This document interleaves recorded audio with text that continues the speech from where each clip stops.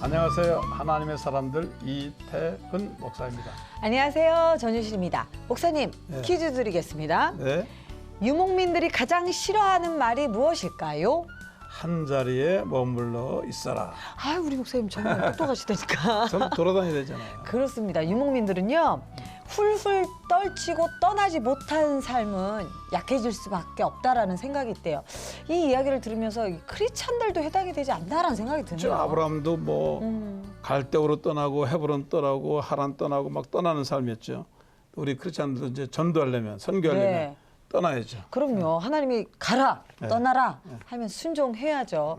오늘 하나님의 사람들 만나실 분이요. 정말 훌훌 털고 떠나신 분이십니다. 그것도 멀리 아프리카에서 선교로 복음을 전하고 계신 분이신데요. 아주 매력적인 분이십니다.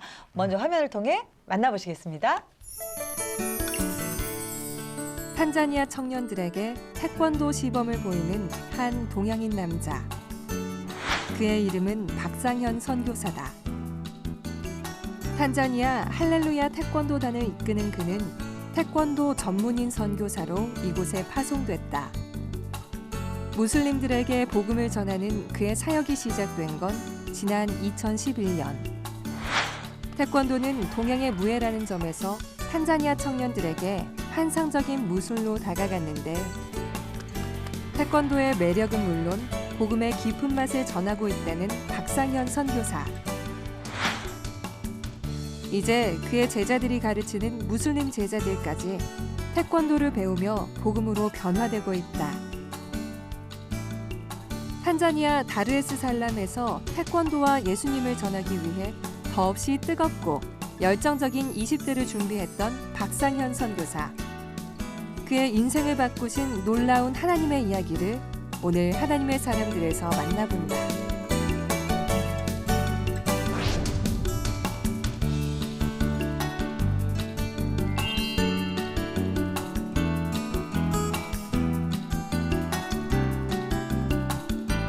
네, 탄자니아 태권도 선교사님 박상현 선교사님 모셨습니다.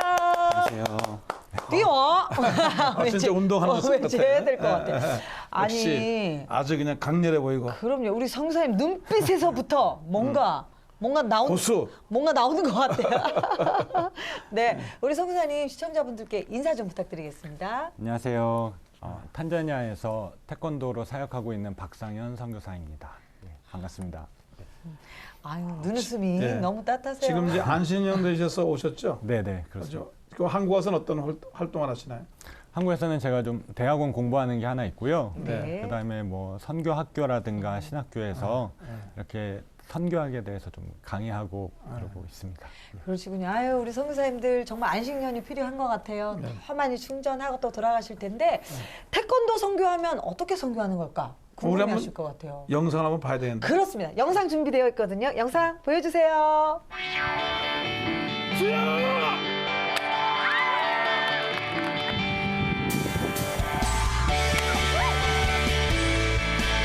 오, 우와. 와. 우와. 진짜 잘하네.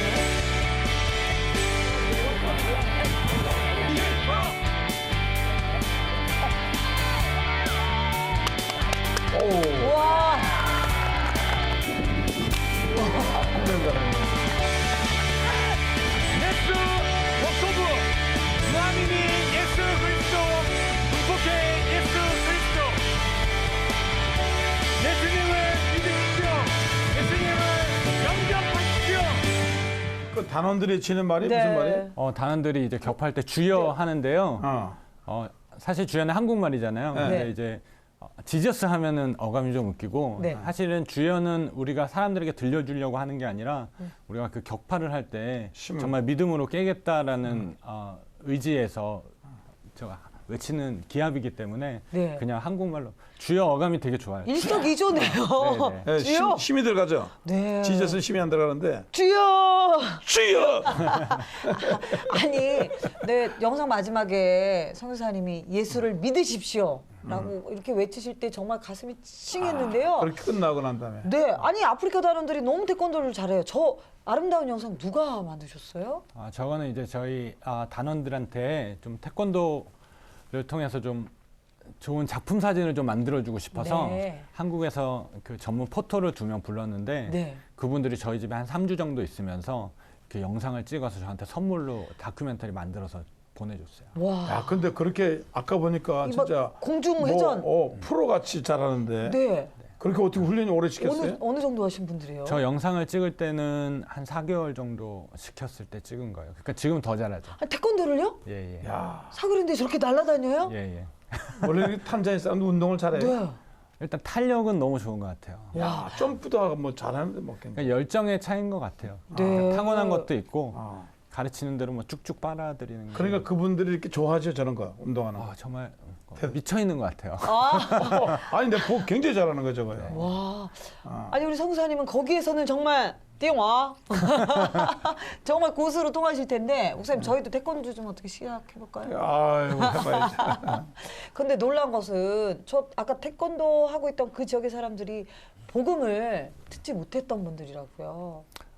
왜냐하면 지금 시범을 한 곳은 이슬람 학교인데 네. 그러니까 시범을 보고 싶어서 저희 시범단을 초청을 했죠. 이슬람 학교에서. 네. 오 이슬람 학교에서. 그러니까 시범을 하면서 저희는 이제 복음을 외치고 듣는 사람들도 시범을 보러 왔다가 이제 복음을 듣게 되는 근데 거죠. 사실 이슬람 학교에서 뭐 그런 말 못 하게 할 텐데. 용기가 필요할 텐데요. 예수님 얘기 못 하게 할 텐데. 근데 저희가 뭐 도복에 십자가가 있어도 네. 태권도 보면서 뭐 다들 뭐 항의할 생각도 안 해요.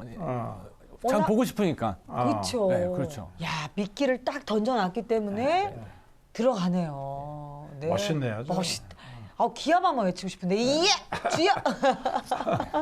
몸이 날라 그냥. 그렇습니다. 우리 박상현 선교사님의 삶 정말 궁금합니다. 기대도 되고요. 그래서 준비했습니다. 대담한 프로필. 우리 선교사님 포스가 남다르시거든요. 자, 프로필을 공개하도록 하겠습니다. 이름 박상현. 1980년 서울에서 3남매의 막내 아들로 태어난 박상현 선교사님. 그가 태권도를 시작한 것은 유치원 시절이었네요.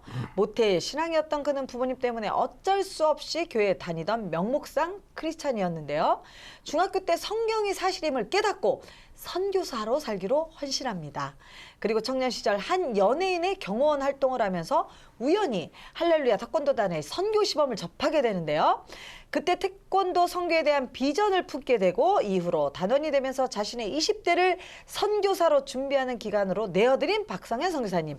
그리하여 학부과정을 3개, 12번의 선교훈련, 자격증 29개를 딴 이 열혈 청년은 2010년 사랑하는 아내와 딸을 데리고 탄자니아로 떠나게 됩니다. 탄자니아 연합대학에서 3년간 사역을 하고 현재는 탄자니아 할렐루야 태권도단과 국가대표 태권도 코치로 활동하며 주님의 사랑을 전하고 있는데요. 그동안 가르쳤던 제자를 리더로 세우고 이제 또 다른 도시에서 태권도로 선교를 하려는 사람이 바로 이 자리에 있는 박상현 선교사님입니다. 와, 아니 무슨 자격증 이렇게 많이 땄어요? 29개. 아이고. 네. 아니 원래 태권도를 좋아하셨나? 유치원 때부터 하셨다고요? 네네 원래 태권도 선수 생활했고요. 아. 네, 자격증을 딴 이유는 네. 저희 이모랑 이모부가 네. 선교지로 가려고 이것저것 배우는 모습을 제가 어렸을 때 봤는데 그게 저희 하나님 보시기에 너무 이뻐 보이겠는 거예요. 준비하셨어요. 예, 그렇죠. 그 준비하는 모습이 나를 위해서 뭔가 이렇게 준비하는 모습이. 그래서 저 그때 어렴풋이 잠재의식 속에 있다가 이제 고등학교 졸업하면서 나도 이 태권도를 메인으로 가되 좀 여러 가지를 좀 준비해야 되겠다. 그래갖고 하나 한 개 이렇게 많아졌어요. 뭐 따셨어요? 엄청 무슨 말. 엄청나겠죠? 그래서 나열하기가 뭐 별게 다 있어요, 그냥. 뭐 한식 조리사부터 그리고 뭐 커피 이렇게. 바리스타 아니 그건 없고요. 그거 하시면 되겠네. 네, 뭐 중장비서부터 뭐 다 있어요. 그러니까 선교에 필요한 모든 영역은 다 도전을 하신 그렇죠. 거예요. 선교지에서 이게 좀 필요하겠다 싶은 것들은 다 건드렸다. 전기 기술 같은 거 배우셨겠네요. 아니요, 전기는 안 전기도 하셔야겠대요. 했어요. 없는 것만 말씀하셨죠. 아니 그럼 그냥 가서 이렇게 망치질 하시면 되죠. 지금 선교사님 말씀하실 때 아마 저희 그 연출진이 자막으로 선교사님의 그 자격증을 다 나열하고 있습니다. 끄덕이시네요. 근데 궁금한 게 태권도를 시작한 어떤 계기가 있으셨어요? 아니요, 특별한 계기는 없었고 보통 네. 우리 대한민국 남자아이들은 한 번씩은 태권도를 맞아, 다 보내죠. 다 하죠. 그렇게 시작했던 것 같아요. 제 어머니도 제가 쫄라갖고 그래도 적성에 맞으시니까 그래도 계기가 계속 한 있으니까, 거야. 네. 단을 따고 뭐 이렇게 블랙벨트 하려면은 그래도 이왕 시작했으니까 사단이 이제 사범 자격인데 네. 또 사단까지는 하자로 처음 했던 것 같아요. 그렇군요. 그렇게 태권도를 쭉 하다가 할렐루야 태권도단 어떻게 들어가신 거예요? 그때 한 연예인 경원 하다가 하면서 그 행사의 오프닝 세레머니를 할렐루야 태권도단이라는 팀이 했는데 네. 처음에는 좀 유치한 거야. 할렐루야 태권도라는 말 자체가. 그렇잖아요. 근데 이제 그 시범을 보는데 한 5천 명 정도의 관객이 있었어요. 네. 여의도에. 그 통일워십 콘서트라는 행사였는데 정말 막 시끄럽고 막 정신 없었는데 태권도단이 정말 십자가 도복 입고 모든 사람은 죄인입니다. 딱 마이크를 든 사람이 외치자마자 장면가 조용해지고 이 사람들이 정말 날아다니면서 미움, 다툼, 불신하면서 그 송판에 죄라고 써져 있어요, 심지어. 그런 것들을 격파를 하는데 10분 동안 시범을 하는데 죄의 싹슨 사망, 사망 후에 심판, 심판 후에 지옥, 부활, 구원까지 10분 동안 그 복음이 정확하게 들어있는 거예요, 시범에. 그리고 일단 실력은 말할 것도 없었어요. 그때 멤버의 50% 이상이 국가대표 시범단이었으니까. 이렇게 복음을 들을 수 있구나. 그러니까 왜냐하면 그 관객 중에 지나가는 사람들도 있었을 거고 정말 예수님 모르는 사람도 있었을 텐데 태권도를 보면서 이렇게 복음을 접할 수 있구나. 그래서 그때 제가 바로 단장님 찾아가서 바로 찾아가셨어요? 네, 명함을 받아갖고 그 다음 주에 이제 입단 테스트를 봤죠. 와 화끈하시네 우리 선구사님. 그- 아니 그 연예인 경원이면 네. 이거 마이크 들고 슈슈 이렇게 하고 계셨을 때. 근데 궁금한데 누구 연예인 경원 하셨죠? 그때 유승준 씨. 그러셨구나. 이야 놀라운 하나님의 연결이셨네요. 네, 맞습니다. 네. 그래서 또 인생이 바뀌기 시작했어요. 그래 신앙은 네. 언제부터 갖게 됐어요? 신앙은 저는 4대째 기독교 집안에서. 와 진짜. 역시. 근데 또 저도 모태 신앙이지만 모태 신앙이 좀 그쵸 어렸을 때는 좀 쉽진 않아요. 네, 그렇죠. 아무래도 좀 의무적으로 다니는 게 좀 많이 심하죠. 저도 마찬가지. 그 자기가 언제 이렇게 거듭났다고 생각하세요? 이렇게. 저는 그러니까는 그 머리로만 알고 있다가 네. 보통 그렇잖아요. 어린이들은 이제 부모님이 계속 얘기하니까 자연스럽게 그냥 주입되는 신앙이 너무 큰데 중학교 2학년 때 정말 이 성경이 사실이구나를 깨달았어요. 그러니까 그거는 마치 그랬던 것 같아요. 우리 어머니가 저 낳는 것을 제가 보지 못했지만 그냥 믿어지는 것처럼. 어머니잖아요. 우리 아버지가 아버지고. 어. 그렇게 성경이 저한테 다가왔어요. 이거 사실이구나. 특별히 어떤 성경의 구절이 그렇게 그냥 전부 그냥 보는 야. 듯이 보는 내용 모든 히스토리가 네. 그냥 이게 사실처럼 확 다가왔어요. 순진하시네. 우리 아들에게도 의미가 되는데 야 그때 하나님을 만나신 거예요. 하나님이 미리 성령 역사하셔가지고 다르게 네. 믿게 만들어주셨어요. 그러면 그때 선교사로 헌신을 하신 거예요? 기도로? 아니 그때 선교사로 헌신을 했는데 사실은 제가 그 성경이 사실인 걸 깨닫고 앞으로 어떻게 살아야 되나 그 중학교 2학년 때 고민을 했는데 정말 제대로 성경에 맞게 사는 사람, 창조된 목적에 맞게 사는 사람은 딱 두 종류밖에 없는 것 같아요. 첫 번째 목사님, 두 번째 선교사. 사모님은 어떻게 해? 그런데 제가 살아가면서 이제 그것이 아니라는 걸 깨달았죠. 진짜 중요한 것은 선교사적인 삶을 사는 게 중요한 거지. 아멘. 그 직책이 중요한 게 아니라는 그렇죠. 것을 제가 깨닫죠. 그렇습니다. 예. 그래서 이제 생각해 보니까 젊음이 제일 중요한 것 같아요. 청년. 그러니까 돈도 명예도 다 중요하지만 제일 소중한 거는 우리 인생에 있어서 젊음인 것 같아요. 그래서 이 젊음을 하나님께 드리는 게 정말 귀하겠구나. 그래서 20대에 제가 10년 준비해서 제가 가장 혈기왕성한 건강하고 30대에 선교지로 가게 해달라고 그때 다짐했어요. 야, 멋있는 말씀이네. 그 물고기로 치자면 가운데 토막이네요. 그래, 60 넘어서 오면은 조금 그죠? 가서 아프시고 성교사님 말씀 가운데 너무 진한 감동이 있습니다.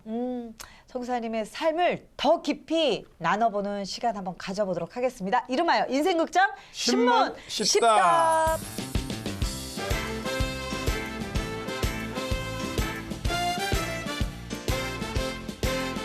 10가지 질문 드릴 거예요. OX 세모로 답해 주시기 바랍니다. 네. 신문 10답입니다. 나는 처음에는 중동에 가려고 했다. 오. 단자니아행 한 번에 결정했다. X. 자녀들이 현지 적응 힘들어했다. X. 선교 무조건 들이대라. X. 태권도가 종교를 뛰어넘는다. 오. 사람 가르가며 가르친다. X. 쓸 때는 쓴다. 오. 한 우물만 팔아. X. 선교는 재미있는 것이다. 오. 난 탄자니아에 뿌리 내릴 것이다. X. 야, OX도 절도가 있으세요. 에잇, 2단 옆차기 에잇. 처음에는 탄자니아가 아닌 중동 쪽으로 가려고 하셨군요. 그래서 어떤 것들을 준비하셨어요? 10년 동안. 일단은 선교 훈련을 좀 받으면서 구체적으로 선교를 나가기 위해서는 어떻게 준비를 해야 되는지 공부를 했고요. 네. 그다음에 뭐 대학도 다니면서 직장 생활도 한 번도 쉬지 않고 계속하면서. 아유. 근데 왜 아프리카 탄자니아에서 그 연관이 있었어요?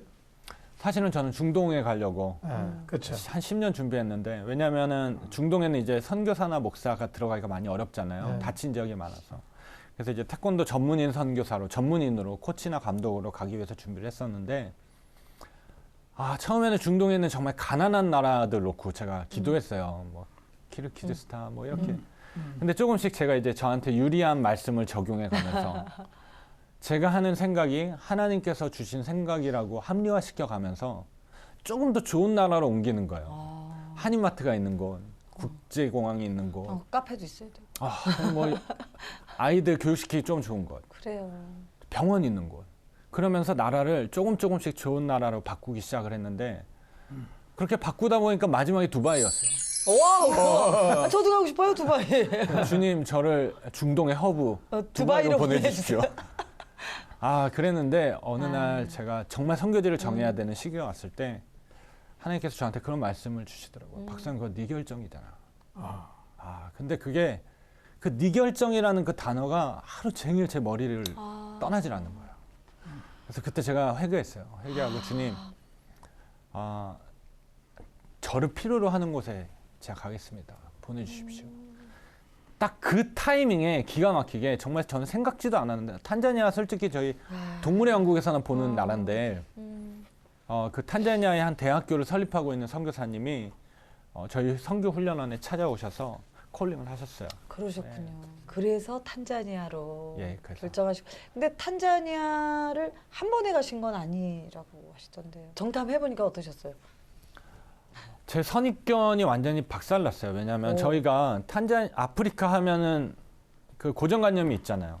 맨날 TV에서나 보는 어렵고 무섭고, 땅 말라 맞아요. 있고 아이들 정말 눈, 코, 입에 팔이 붙어 있고 항상. 파리부터. 예, 근데 가니까 너무 좋은 거예요. 근데 거기 선교사님들이 이렇게 말씀하세요. 이 나라는 못 사는 게 기적이라고.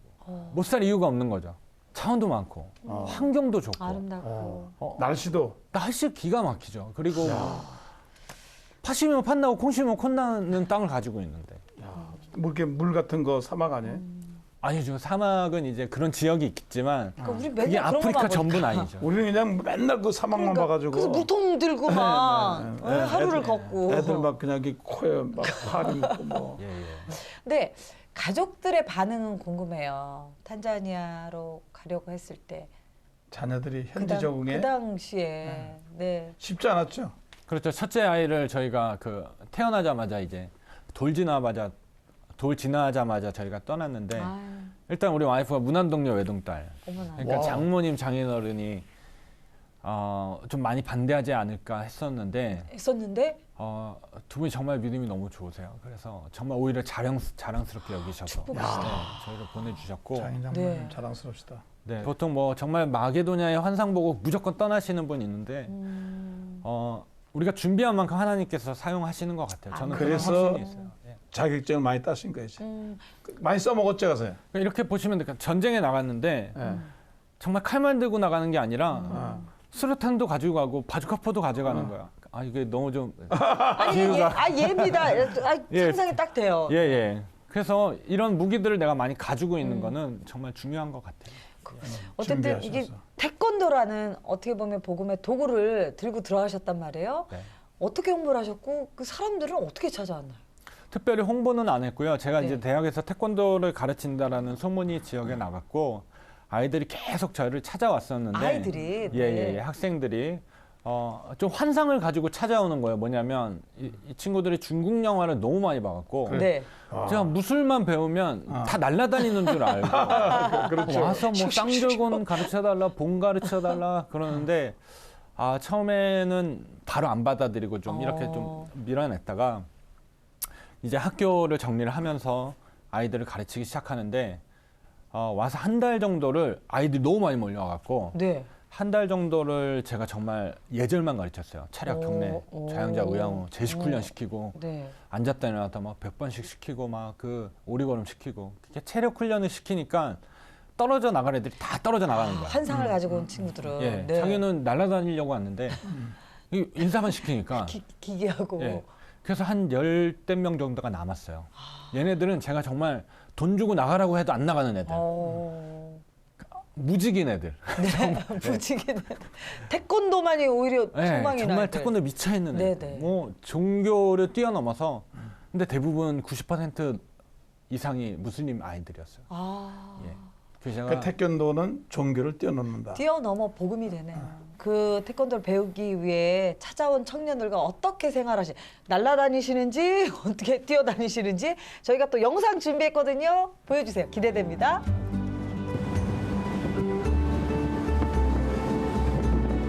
사실 이 시간은 평생 간직할 수 있는 개인 작품 사진을 선물하고 싶었던 박상현 선교사의 생각으로부터 시작되었습니다. 박상현 선교사가 이야기하는 선교는 그들과 함께 노는 것, 그들과 함께 호흡하는 것, 신나겠다. 그렇게 이들에게 삶을 통해 보여주고 싶은 것이 행복해 보인다. 박상현 선교사가 외치는 선교입니다. 할렐루야.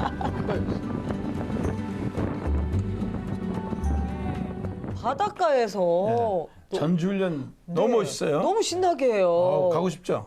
처음 봤어요. 바닷가에서 그렇게 태권도 훈련하는 거. 근데 이 친구들이 그런 사진 놀러 가는 것도 쉽지 않고 그리고 또 자기가 사진을 찍는 것도 사진 찍힘 당하는 것도 참 어려운 아이들이거든요. 그래서 이제 전주훈련을 가서 정말 그 자기한테 찾아온 한 명의 개신교 선교사와 그 살았던 그런 추억들을 만들어주고 싶은 거예요. 그래서 이제 멋있네. 기억하도록. 멀리 가가지고 네네네. 그래서 사실 바닷가에서 저렇게 노는 게 쉽지 않거든요. 돈 왜냐하면 많이 들죠, 그것도. 돈도 많이 들고 바닷가에 이제 리조트들이 너무 많으니까 돈 내고 들어가야 되는 리조트들이 너무 많은 거예요. 그래서 아예 그러면 우리 정말 즐겁게 한번 추억 만들어 보자. 그래갖고 뭐 예산이 얼마가 들던 일단 진행한 거죠. 야, 정말 평생에 한 번 경험할까 말까 하는 네. 아름다운 추억을 만들어 주셨네요. 저는 운동할 땐 정말 무섭게 하고 평소에 같이 놀 때는 정말 즐겁게 놀자 주의입니다. 다 쟤들이 이슬람 애들인데 개신교 선교사 만나가지고 이렇게 하니까 그럼요. 마음에 많이 동요가 오겠어요. 네, 그거는 정말 맞는 것 같아요. 이 친구들이 무슬림이지만 태권도를 배우러 저희 집에 찾아왔을 때 사실은 제가 복음 전하지 않아요. 교회 가자고 강요도 안 해요. 이 친구들이 제가 선교사인 거 알지만서도 그러는 이유는 제일 중요한 게 첫 번째는 삶을 통해서 보여주는 게 가장 효과적이라는 네. 생각을 가지고 있고요. 이 친구들이 어느 날 언제부턴가 자기들도 시범을 하고 싶은 생각이 든 거예요. 제가 왜냐면 제 할렐루야 태권도단 활동할 때 영상들을 굉장히 많이 보여줬거든요. 네. 이 친구들이 자기도 저거 하고 싶다고. 오. 그때 제가 화냈어요. 야, 니들은 무슬림인데 선교 시범을 할 수 있겠냐. 오히려 화를 내니까 이 친구들이 좀 당황하더라고요. 네. 그리고 속으로는 되게 기뻤죠. 네. 근데 이 친구들이 나중에 와서 저한테 그런 얘기를 하는 거예요. 사부님, 저희가 어렸을 때부터 무슬림 가정에서 자라서 모스크에 왔다 갔다 하긴 하지만 더 중요한 게 태권도가 더 좋다라는 거예요. 그래서 우리도 저거 하고 싶다고. 그때 제가 미리 준비해 놓은 할렐루야 태권도 도복을 사실은 언젠가 쓸 것 같아서 한국에서 미리 다 맞춰갔거든요. 아이들이 임명을 하고 그때부터 이제 할렐루야 태권도 시범단이 시작이 됐죠. 와, 그 도복을 입힐 때 감격스럽겠어요. 감격스러운 건 그때가 아니라 네. 제가 가르치면서 이제 복음을 외칠 수 있잖아요. 아, 그 아이들에게. 예. 왜냐하면 그 할렐루야 태권도 프로그램을 그대로 스와힐리어로 번역을 해서 가르치니까 이 친구들이 이 시범을 배우면서 복음을 듣게 되잖아요. 그렇네요. 그리고 또 자기들이 시범을 하면서 또 외치게 되고. 근데 사실 우리 선교사님들에게 그런 어떤 강박관념이 있는 것 같아요. 복음을 외치고 복음을 듣게 하고 이 친구가 결심까지 시켜야 된다라고 생각을 하는데 사실 그건 저희 역할은 아닌 것 같아요. 왜냐하면 우리는 그들이 복음을 듣게 하는 게 우리의 역할이고. 도군 거죠. 예, 예. 그들을 변화시키는 사실 성령 하나님의 그렇죠. 맞습니다. 예, 예. 네.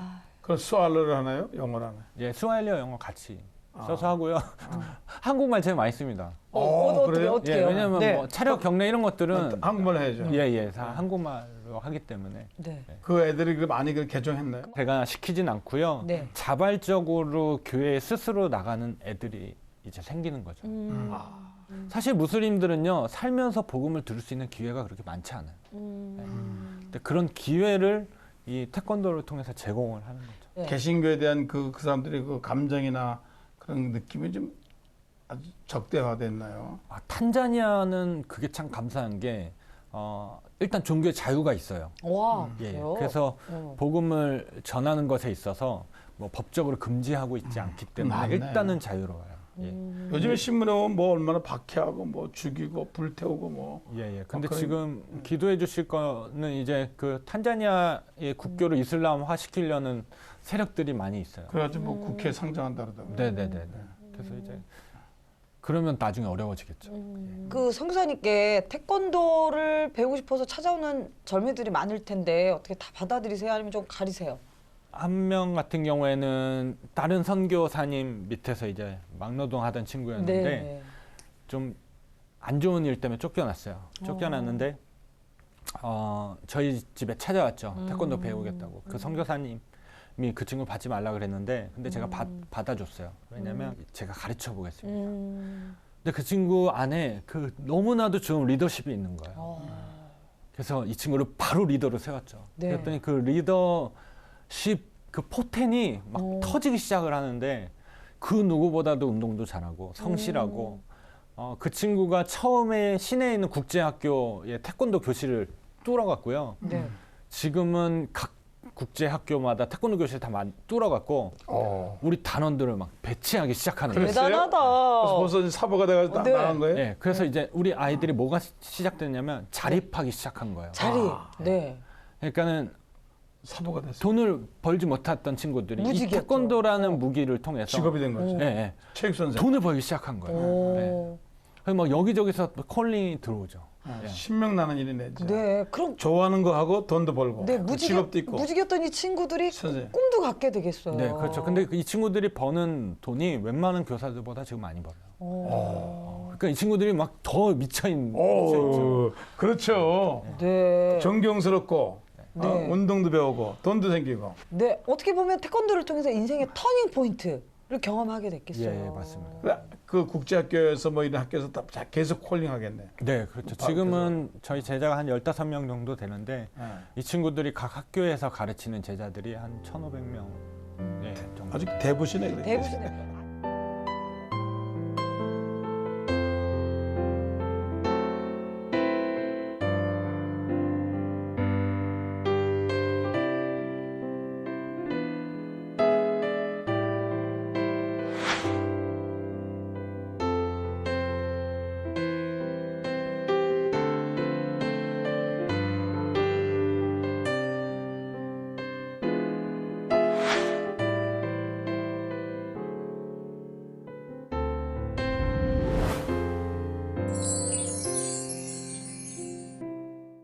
그럼 그 어떻게 저 재정 같은 거 운영하시죠? 체육관도 줘야 되고 그래요. 네. 사실은 저는 저희 가정에 재정 원칙이 있는데 네. 통장에 잔고를 남기지 않는다. 그러니까는 주시는 만큼 쓴다였는데 그러니까 선교사는 원래는 돈을 잘 쓰는 사람인데 없어도 잘 쓰는 사람인데 한 3년 정도는 정말 쪼잔하게 살았어요. 그러니까 아껴가면서 정말 전기도 없는 집에서 살고 왠지 누가 밥 사주면 얻어먹어야 될 것 같고 보통 그렇잖아요. 또 사람들도 또 그렇게 대해요.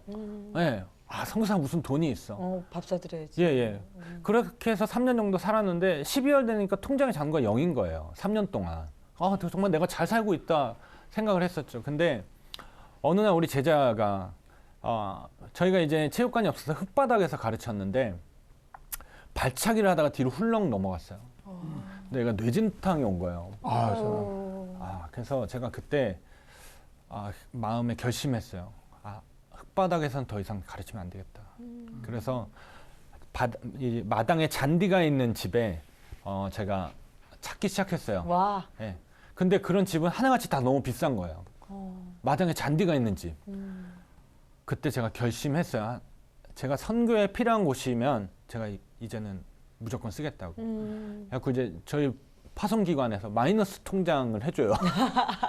그래서 이제 마이너스로 좋은 그 집을 얻었죠. 그래서 거기서 아이들을 가르치기 시작한 거예요. 그러면서 아이들과 함께 일주일에 한 번씩 밥도 먹고 그 전주훈련도 아까 그렇게 가고 네. 그러면서 이제 아이들 실력이 일취월장하게 된 거죠. 그 집에서 시작한 지 4개월째에 아까 그 영상을 찍은 거예요. 와. 굉장히 몰입했군요, 그죠? 풍성함을 경험하셨네요. 하나의 근데 그 공급까지. 해에 12월 되니까 정말 마이너스였는데 통장의 잔고가 0인 거예요. 할렐루야. 그러니까 내가 아무리 쪼잔하게 써도 0이고 잘 써도 영이고. 필요한 곳에 정말 펑펑 써도 0이면 어떻게 쓰겠냐라는 거죠.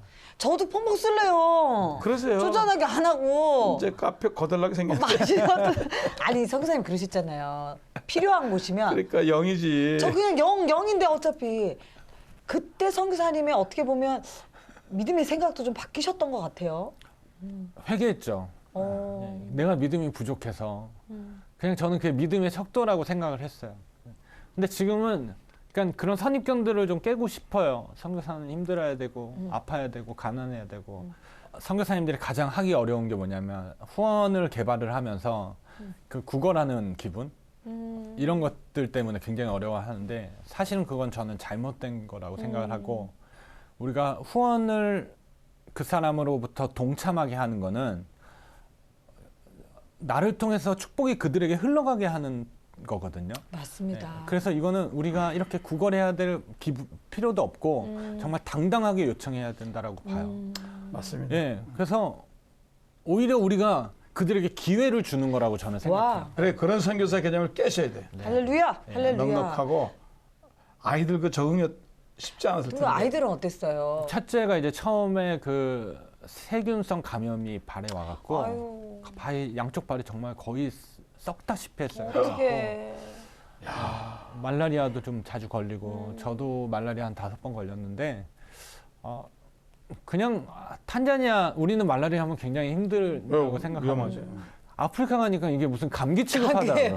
네. 너무 많이 자주 걸리고 하니까 그래서 첫째는 한국에서 급하게 치료받고 또 다시 갔고요. 네. 말라리아는요 저희는 뭐 그냥 크게 대수롭지 않게 왔구나. 생각할 정도로 우리는 그냥 생사를 넘길 것 같이 기도하고 가는데. 그럼 미리 눕잖아요. 이런 것들 때문에 선교지 아프리카 가면은 무슨 진짜 죽으러 가는 줄 알고 근데 사실은 그렇지 않거든요. 우리 성사님 이렇게 건강하시잖아요. 예.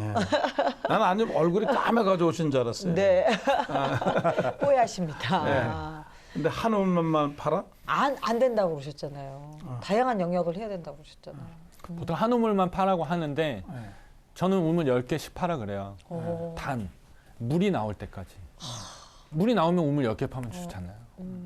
근데 제가 생각하는 그 우물은 그 기준은 자격증을 따는 거였어요. 어느 정도 전문성을 인정받는 거. 그래서 전문성을 가지라는 뜻으로 해석하시면 될 것 같아요. 그 포크레인 자격증 따가지고 써먹으셨어요, 가서? 아, 그렇죠. 그럼 어떻게 어디서? 정말 3년 동안 포크레인만 했던 것 같아요. 그 대학교에서 네. 그 대학교 부지가 38만 평이었는데 와. 그런 중장비 기계도 별로 없었고 그리고 또 정말 이 중장비로 해야 될 일들이 많았는데 어느 날 제가 정탐 갔을 때 네.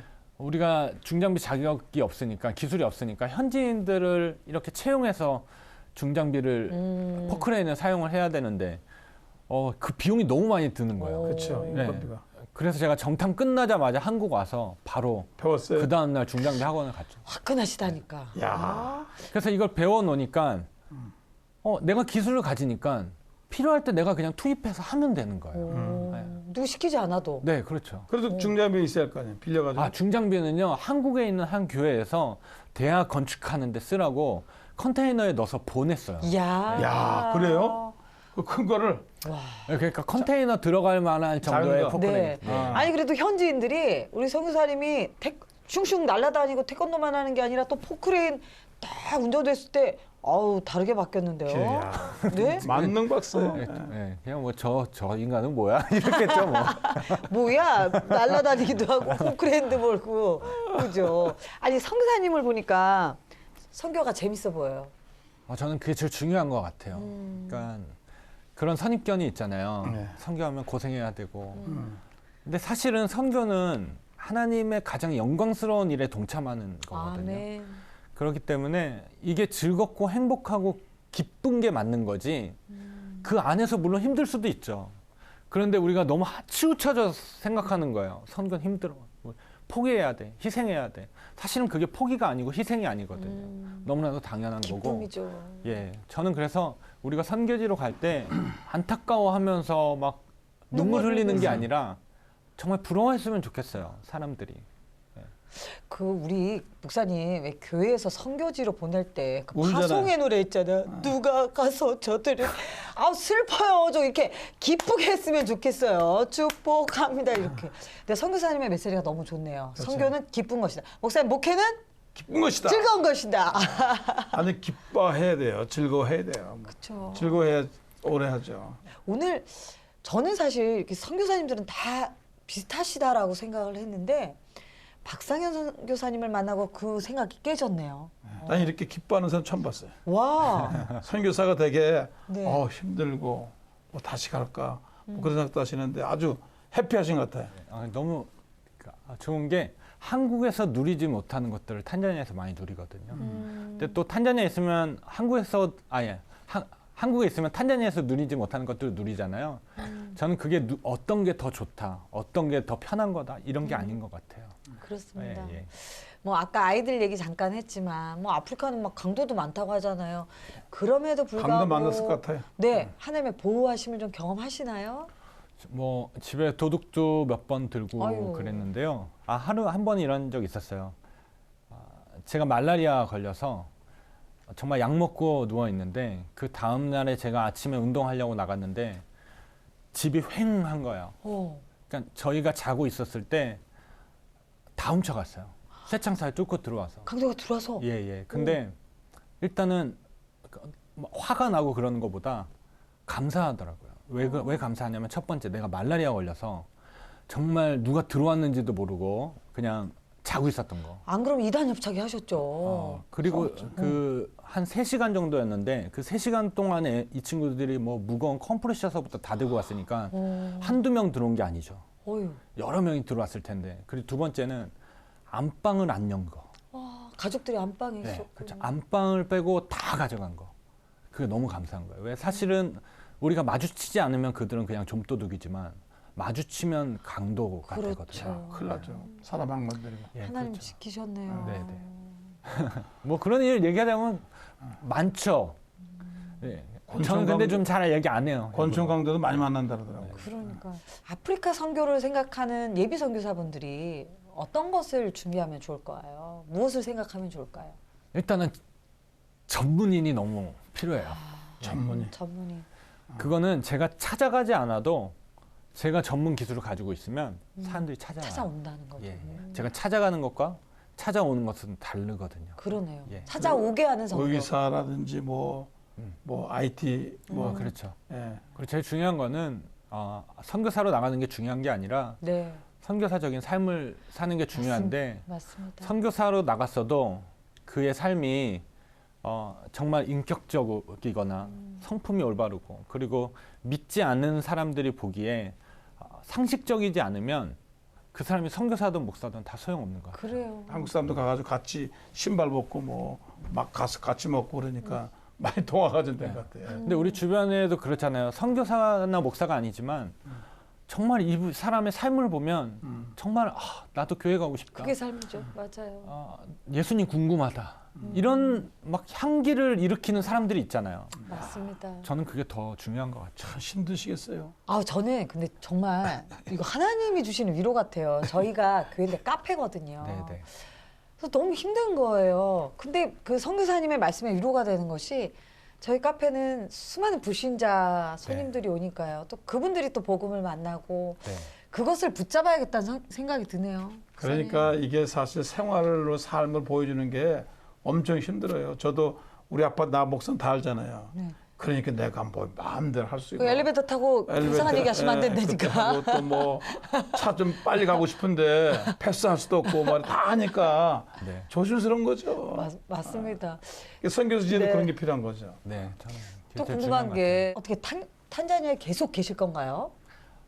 아니 저는 그럴 생각은 없어요. 왜 그러냐면 선교지에 오래 있어서 그 땅에 뼈를 묻으면은 물론 훌륭하고 또 대단한 거 맞지만 누구나 다 그럴 필요는 없다라고 생각하고 제일 중요한 거는 현지인이 제 역할을 할 수 있으면 전 철수하는 게 맞다라고 생각을 하고요. 현지인을 가르칠 때 가장 효과적이에요. 그리고 현지인이 현지인을 가르칠 때 가장 빨라요. 그러니까 우리 제자가 지금 15명이 1,500명을 가르치는데 지금 더 많아졌을지도 모르겠어요. 제가 1,500명 못 가르치거든요. 그렇죠. 예. 그래서 저는 그 친구 그게 좋은 예가 됐으면 좋겠어요. 모델이 됐으면 좋겠어요. 근데 태권도만 가르치기보다는 좀 그래도 복음도 좀 증거해야 될 거 아니에요? 그러니까 이렇게 시범을 하면서 또 복음이 들어가는 거겠죠? 네, 그렇죠. 그러니까 아까 말씀드렸다시피 자발적으로 교회에 가기 시작한 제자들이 있잖아요. 저는 이 친구들이 삶을 통해서 또 그 안에서 영향력을 발휘했으면 좋겠고요. 우리 제자들이 언젠가는 우리 탄자니아 태권도에 이렇게 리더십들이 될 텐데 와, 한국에도 그런 스포츠 스타들이 굉장히 영향력을 미치잖아요. 그렇죠. 저는 이 스포츠 스타들이 크리스천인 거랑 무슬림인 거랑 너무 다르죠. 미치는 영향력이 전 다르죠. 나중에 그분들이 경찰도 되고 뭐 보디가도 되고 그럼요. 대통령도 대통령도 모시고 되고. 예. 뭐 그렇게 군인도 갈고 그럴 거 아니에요, 그죠? 지금 우리 제자들이 경찰 학교에서 태권도 가르치고 있는데 인기 네. 있죠, 그러면. 그러면 경찰들이 나중에 또 아. 성장할 거고 네. 계급이 올라갈 거고 그런 야. 영향력이 커지겠죠. 놀랍네요. 언제 가장 보람되세요? 우리 제자들이 자발적으로 교회에 가기 시작했을 때 저는 행복하죠. 예. 태권도 가르치는데 자발적으로 교회 와서 같이 예배드리는 장면. 맞습니다. 놀라운 변화죠. 그럼요. 그리고 그 무직이었던 친구들이 네. 자립도 하기 시작하고 예, 그렇죠. 또 변화단 또 제자들과 함께 또 무슨 체육관도 건립하신다면서요? 사실은 지금까지 아루샤 지역에? 저희 집에서 이제 가르쳤는데요. 언제까지 저희 집에서 가르칠 수는 없으니까 체육관이지. 체육관을 건축하려고 하는데 참 그게 어려운 것 같아요. 사실은 우리 제자 중에 한 명이 사모님 왜 우리는 체육관 안 짓냐고 2년 동안 저한테 물어봤거든요. 다른 선교사님들 땅도 사고 교회도 건축하고 학교 짓고 유치원 짓고 다 짓는데 사모님은 왜 아무것도 안 하냐고. 근데 제가 그때 2년 동안 똑같은 대답을 했어요. 니들이 필요하면 니들이 지라고. 니들이 네. 근데 사실은 그게 저도 힘들었어요. 왜냐하면 저도 짓고 싶었거든요. 네. 근데 2년이 지나고 제가 이제 안식년을 나올 때쯤에 그 리더 한 명이 저한테 핸드폰을 딱 가지고 오더니 사진을 하나 보여주는 거예요. 사모님, 보니까 땅이에요, 그냥. 내가 이 땅 샀다고. 어머나. 내가 여기다 이제 체육관 지을 거라. 근데 제가 그때 그날 밤에 진짜 많이 울었어요. 아유 세상에. 그냥 그 참는 게 힘들었거든요. 기다린 거죠. 예. 근데 사실은 이 친구가 만약에 그렇게 땅을 사서 체육관을 지으면 그거는 지속 가능해요. 그리고 자립하죠. 그렇죠. 그리고 자발적인 배가가 일어나잖아요. 그리고 완전 토착화되잖아요. 사실은 선교에 있어서 이게 세 가지가 제일 중요하다고 생각하는데 이런 것들이 이제 여기에 이루어지겠구나. 그래서 이제 제가 안식년을 나올 수 있었고 안식년을 마치면 저는 거기 다시 안 가죠. 예. 왜냐하면 죽이 되든 밥이 되든 스스로 하게끔 하는 게 중요한 거예요. 제가 옆에 있으면 계속 도와달라고 그래요. 니들이 알아서 해 이거네요. 근데 이제 새로운 지역에는 태권도를 성장시키기 위해서는 대회를 해야 되는데 대회할 곳이 없어요. 그래서 이제 좀 체육관을 하나 설립하려고 지금 기도 중인데 힘들어요. 왜 그러냐면 왜 힘드냐면 제가 교회를 짓는다고 하면은 사람들이 도와요. 선교사님이 교회를 짓는다. 네. 체육관 짓는다 그러면 잘 안 도와줘요. 근데 사실은 교회를 지으면 무슬림들은 올 수가 없어요. 그렇죠. 네. 근데 체육관을 지으면 무슬림도 오죠. 모든 사람들이 다 올 수 있거든요. 그러네. 그리고 그 안에서 우리가 예배도 드릴 수 있고 너무나도 많은 활용을 할 수 있는데 그런 한국 안에 어떤 그런 고정관념이 있는 것 같아요. 그거 참 깨기 힘들어요. 공립체육관이라든지 뭐 시에서 쓰는 체육관 같은 거 없어요? 그거 같이 오히려 사용하는 그런 것도 사용할 수 있나요? 일단은 없어요. 없어요? 네, 그런 체육관 자체가 없어요. 오, 네. 우리 뭐 체육관 많잖아요. 우리 동네마다 있는데. 예, 뭐 동네마다 수도에 뭐 크게 주경기장 같은 거 있는데요. 동네는 없단 말이에요. 네, 없고요. 일단 태권도를 거의 제가 시작을 했기 때문에 그럼 어떻게 보면 정말 선교사님이 지은 이런 체육관은 하나도 없는 찾아볼 수가 없고. 우리가 생각하면 뭐 중학교도 고등학교 체육관 다 있잖아요, 그죠? 네. 시립도 있고 다 있는데 거기는 없고. 그래서 다른 선교사가 지은 건 없나요? 체육관은 없어요. 없어요. 네. 그러니까 1호 선교사님 되신 교회는 거죠. 저도 그냥 무슨 체육관. 학교를 지었는데 그 학교 안에 있는 강당 같은 건 있겠죠. 근데 이제 전문 체육관은 없는 네, 거죠. 태권도를 위한 체육관 하나도 없는 거예요. 우리 박상현 하나 주셔야 선교사님이 1호 체육관 선교사님이에요. 진짜 중요한 거는 예배가 없는 곳에 예배를 있게 하는 게 중요한 거지. 교회가 없는 곳에 교회당을 짓는 그렇죠. 게 아니거든요. 예배가 없는 곳에 예배. 그러니까 청교도들이 미교에 와가지고 제일 먼저 학교 줬잖아요. 공회당. 공회당을 쓰고 학교 쓰고 교회 주일날 예배 오고. 그러니까 우리는 뭐 교회 뭐 제일 꼭 그런데 체육관 주면 오기도 쉽잖아, 이 사람들은. 그럼요. 거기서 예배 드리고. 그럼요. 아니 성사님 다목적으로. 말씀처럼 정말 그 선교사님 함께 나눴던 그 비전에 우리 하나님의 사람들 시청자분들이 그 비전에 동참하셨으면 좋겠어요. 우리 계좌번호 좀 띄워주세요. 계좌번호 나갑니다. 빵빵 좀 크게 빵빵빵빵. 네. 이게 하나님 나라. 네, 체육관 줘야 되겠습니다. 복음의 통로. 그럼요. 예배가 없는 것에 예배가 되게 할 수 있는 기회입니다. 그래서 전화 주시기 바랍니다. 운동도 하고 네. 복음도 증거하고 다목적 활동을 어떻게 할수 있죠. 보면 그 아프리카의 체육관이 가장 효과적인 복음의 통로라면 그것이 맞는 거죠.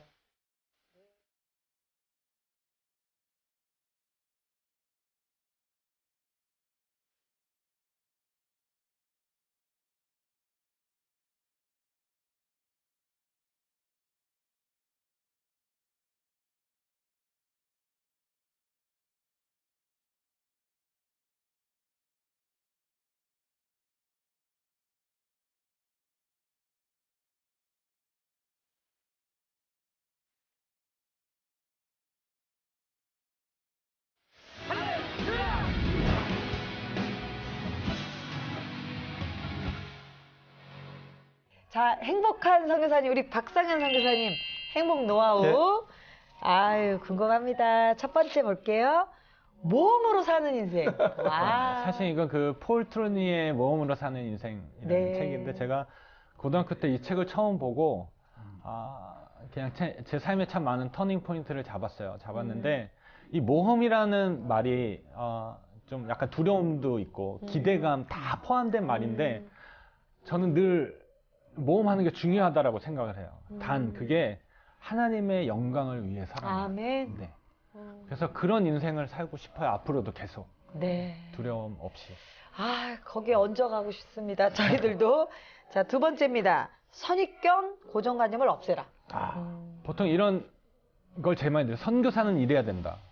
선교사는 절해야 된다라는 그런 우리 교회 안에 한국 기독교 안에 있는 선입견들이 굉장히 많이 있어요.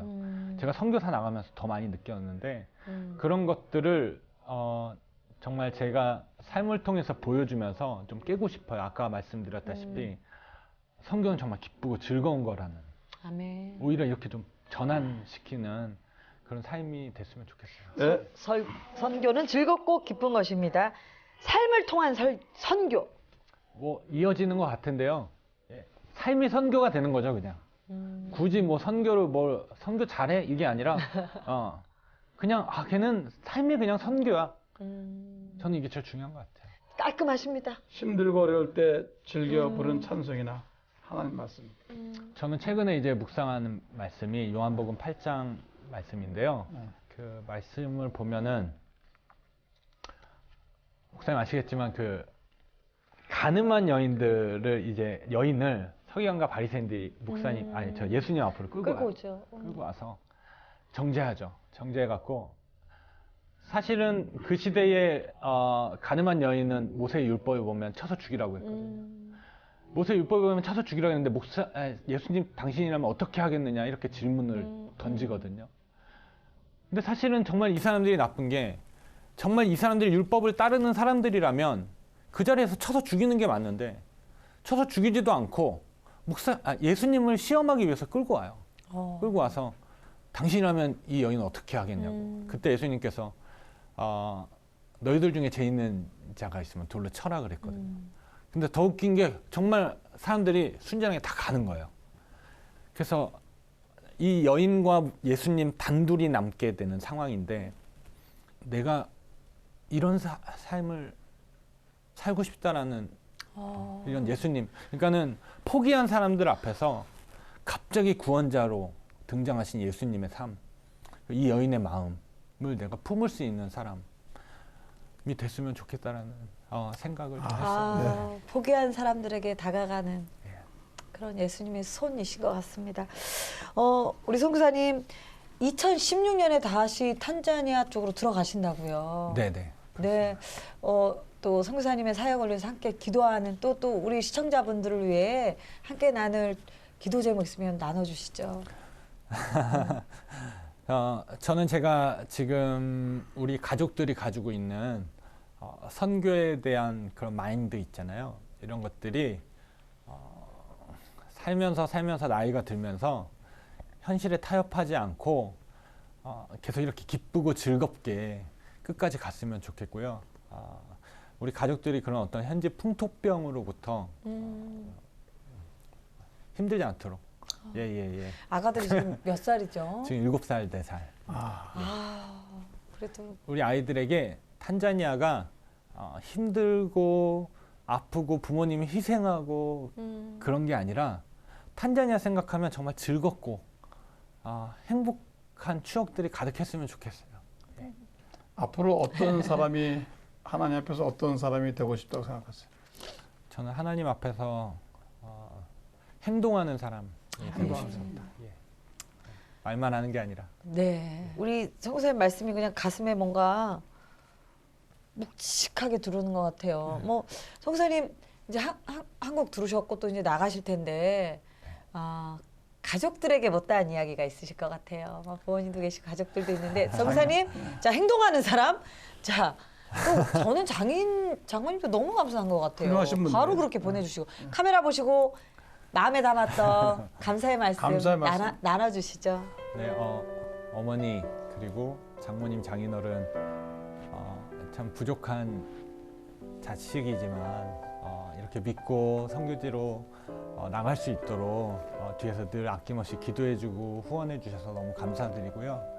저희의 삶을 통해서 부모님께 해가 되고 정말 피해를 드리는 게 아니라 정말 자랑스러운 자녀, 아들, 딸로 잘 설 수 있도록 열심히 살겠습니다. 계속 기도해 주시고 응원해 주시기 바랍니다.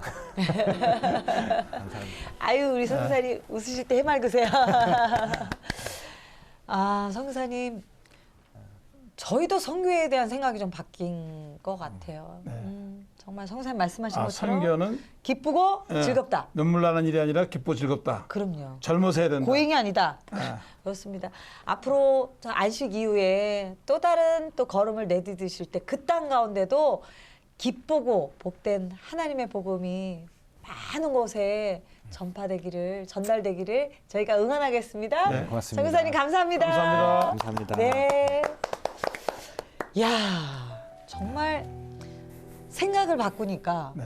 삶이 달라지네요. 어떻게 태권도를 통해서 복음을 증거하고 또 이슬람 제기니까 그걸 통해서 많은 사람들이 예수 믿게 된 것처럼 놀라운 일이에요. 그렇습니다. 정말 하나님을 위해 우리가 산다고 하면서도 그렇게 살지 못하는 우리의 그 죄성, 이기심들 다시 돌아보고요. 저 자신에게도 참 묻게 되는 시간인 것 한국 같아요. 교회가 힘드니 어쩌니 해도 그래도 우리 박상현 선교사님 같은 분이 있어서 그럼요. 하시니까 한국 교회가 다시 활력을 얻고 일어날 것 같아요. 그렇습니다. 정말 잠자고 있는 우리 크리스찬들이 깨어났으면 좋겠고요.